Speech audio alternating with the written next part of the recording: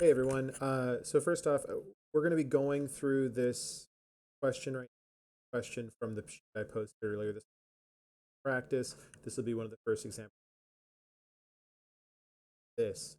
Um, I am trying a new noise gate on my microphone so that you can sit here and hear me all day long. So fingers crossed. Um, we're going to be going through this from start to finish. I'll be pointing out exactly how problems work out. We'll be all of that fun stuff. Doing my best to set you up for the future. So let's go ahead and start. A car enters a turn. Name the force that allows the car to travel in a circle. So I'm going to start by drawing.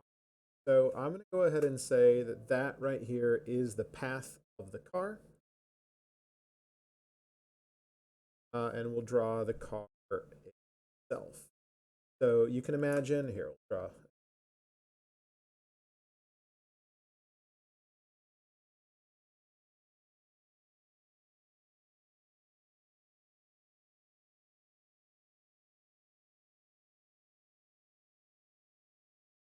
whatever it's good. So we have a car. The car is going around a circular turn. Now it doesn't actually have to be like the whole.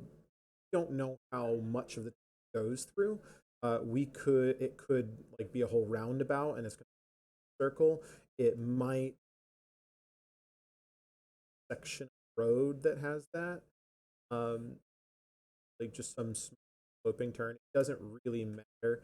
At least for this, there's circular path.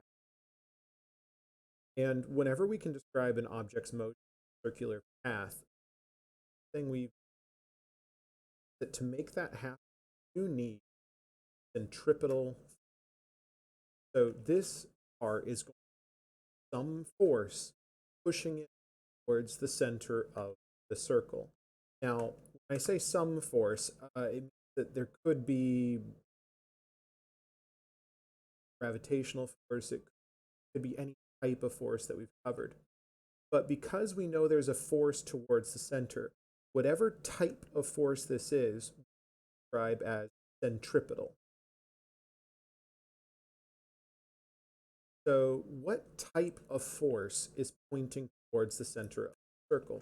Well, let's think about this car. I'm going to draw the car again frontward. So, again, car, I know, spending build, headlight.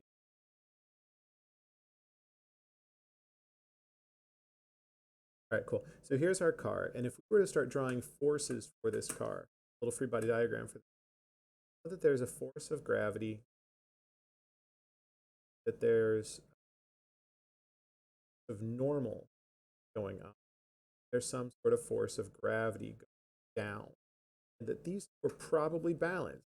The car is not accelerating up or down. What is the car accelerating? The car is accelerating this way, towards the center of that circle, which, I mean, I guess if the car is head on, that's the left. Wait. The car is turning to the right, so it's on the car's right. Oh, sorry, the perspective is wrong. But there is a force pushing this car to turn it. What kind of force could this be? Well, the force I can think of would be the force between the tires and the road. That's friction.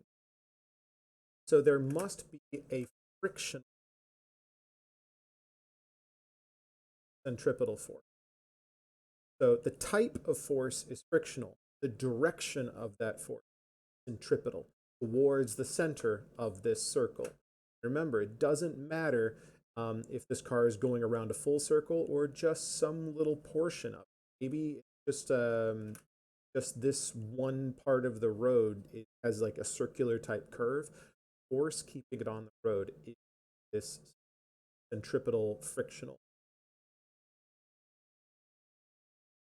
So this would be a good, here's a force diagram.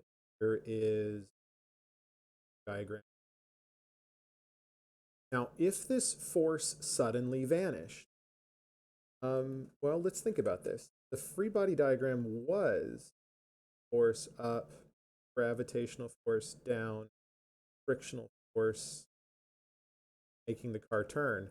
If we got rid of this frictional force, that means the forces are all balanced. So what does that do? Now that we have balanced forces, we're going to get no acceleration.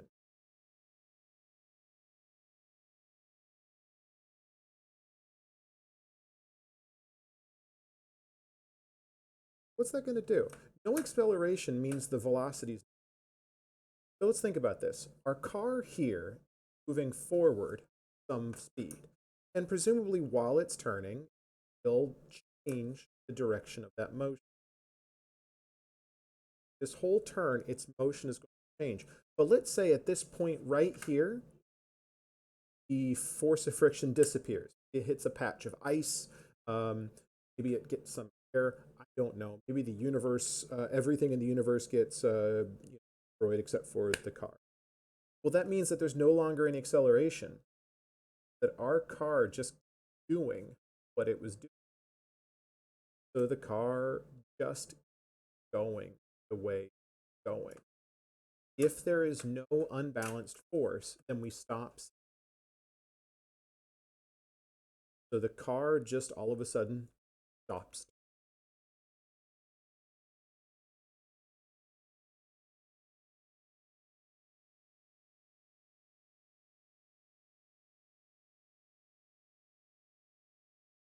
And any of you who have been in a car that has hit a patch of ice experience some of this, right? You are trying to your car, well, your car just great. All right, now, so let's look at part C. This is where we're going to first start putting numbers into it. Let's see what we can get. We have a mass. The car is 1,200 kilograms. The radius is 37 meters. The friction is 0.8. What is the max the car contract? So let's see if we can work this out. Know that the force that we need going to frictional. So the frictional force will always smaller than or equal mu value. Looking at our free body diagram, force have to be balanced out by the frictional, the normal force and the frictional force. Well, we can calculate the force of gravity on an just kilogram. So that leads us to a gravitational force of 1,000. Force has to balance this. Also be 12,000. The frictional force we must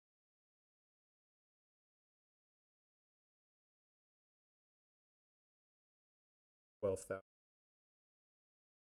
So our frictional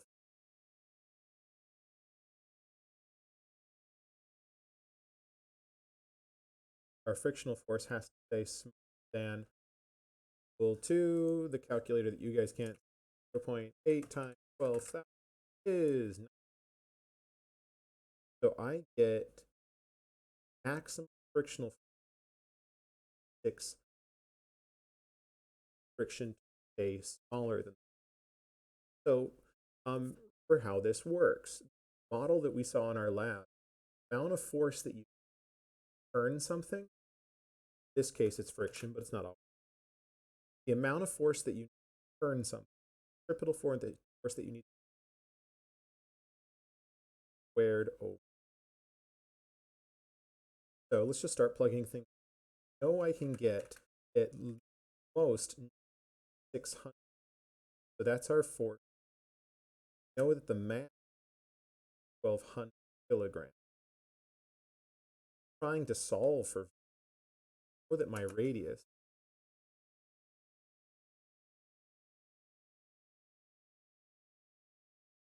7 meters. So velocity squared will be 37 meters. Grid kilograms squared.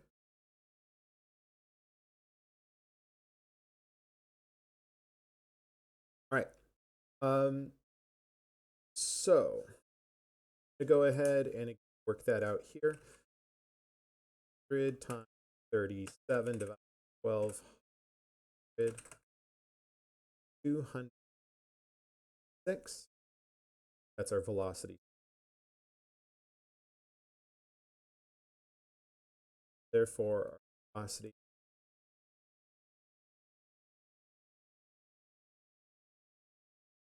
17.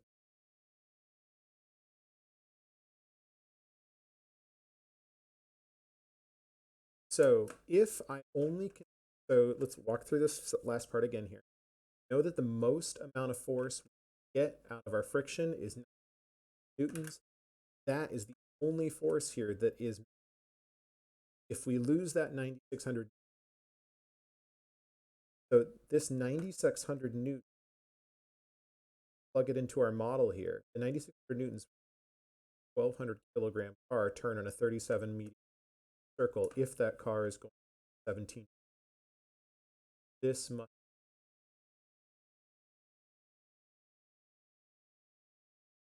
anything past that is going to require more than 90.